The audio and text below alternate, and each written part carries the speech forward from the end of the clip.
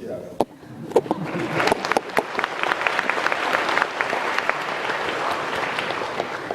Сегодня мы Подпороднень University MSU. I came here 47 years ago as a student. I loved Russia then, I still love Russia. So I'm back after a long distance, a long delay. Лучше поздно, чем никогда.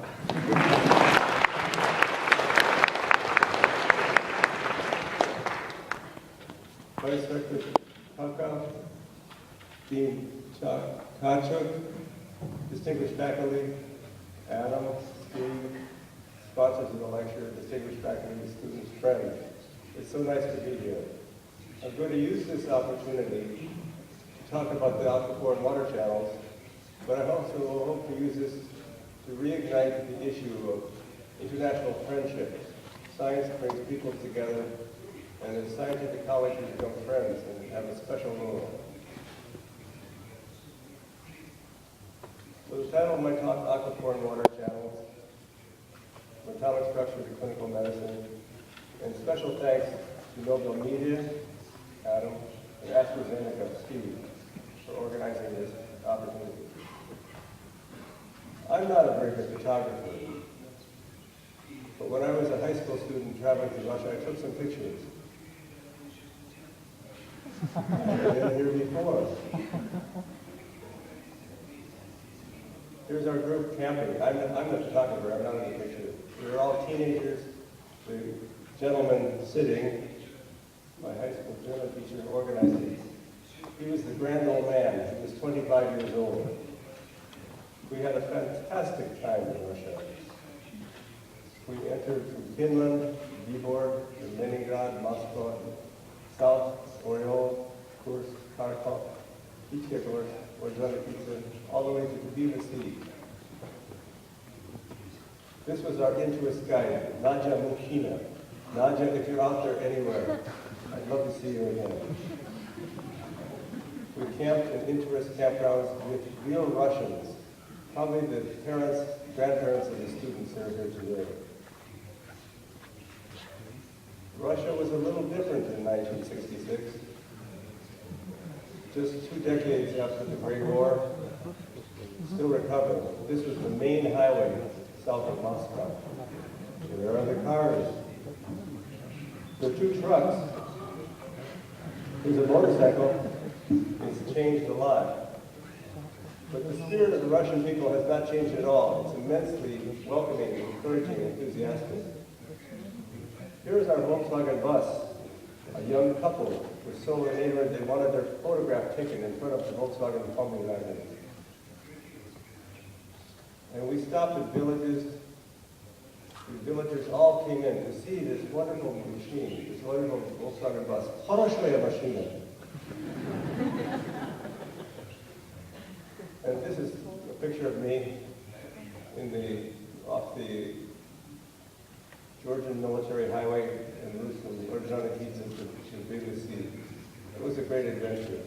I'm so glad to be back in your country. So the issue that I'll discuss scientifically is the water channel.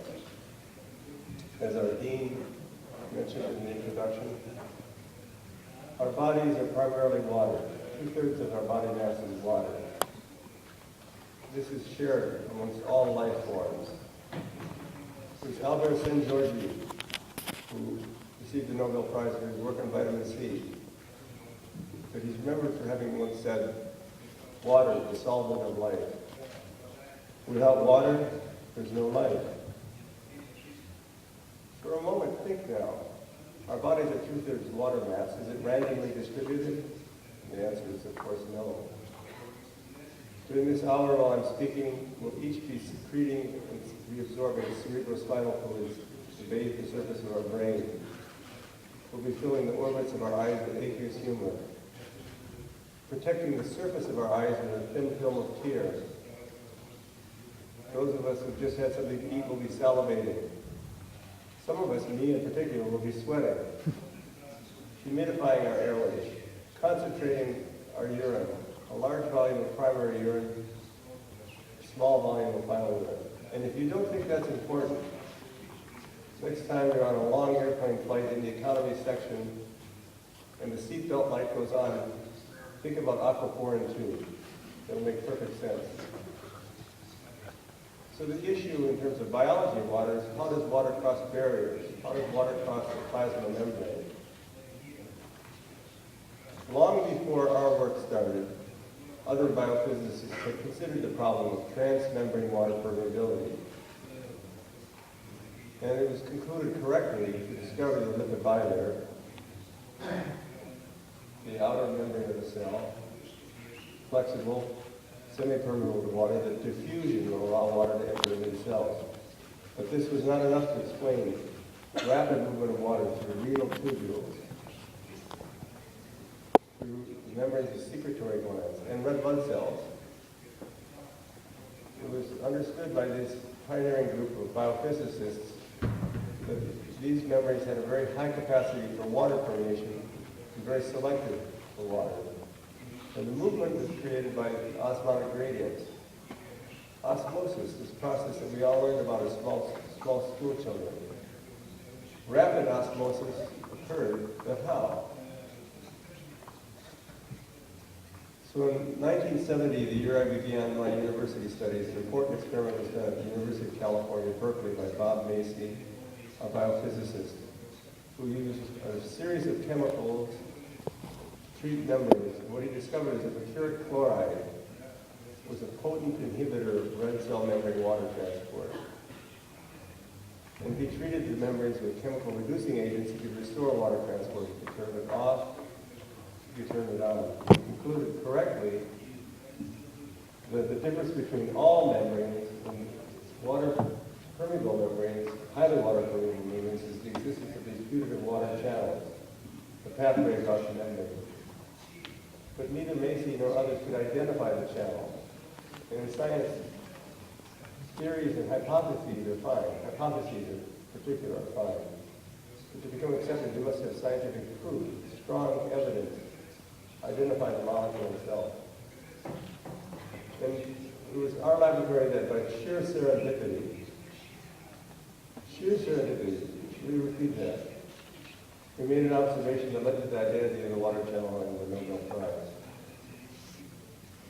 We were studying the rhesus blood group antigen of red cells.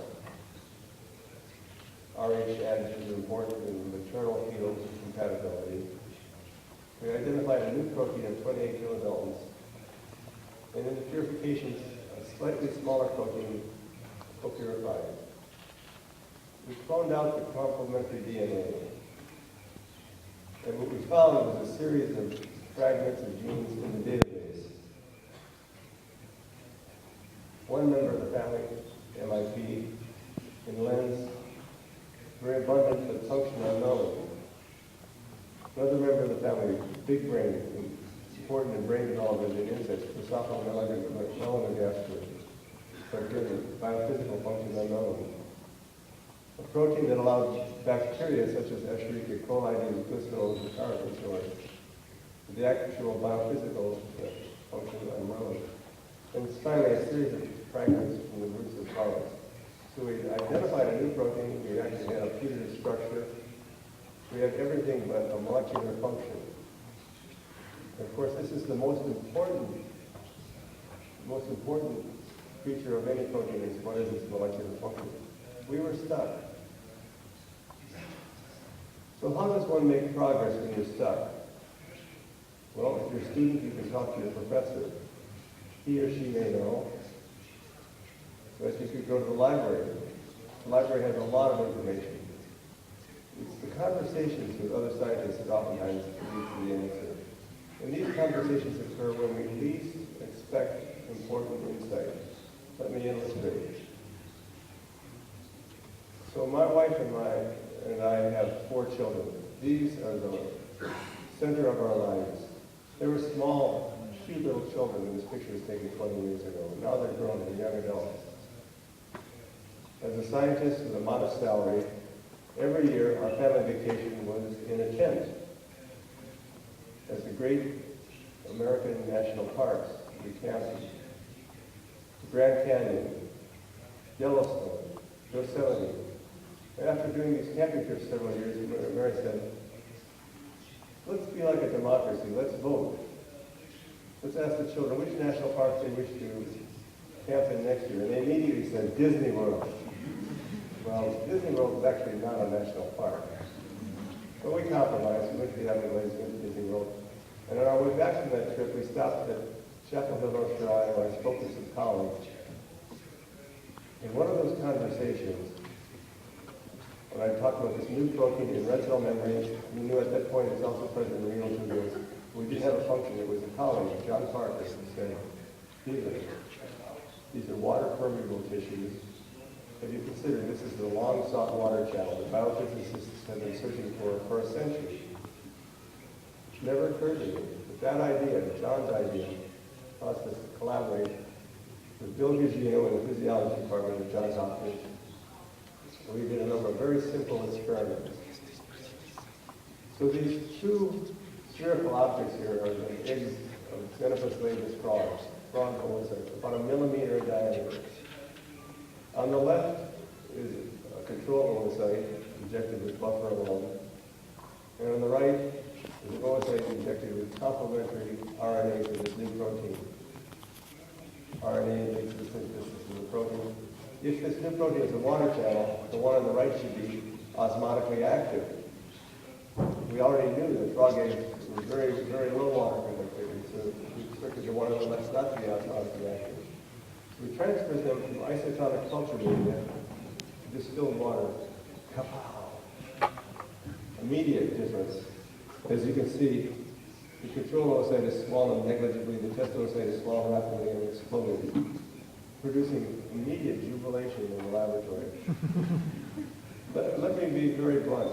If you're a scientist and you make a discovery, and this is not intensely pleasurable, overwhelmingly joyful, you're in the wrong business. This was Greg Preston, the postdoc who did these early studies.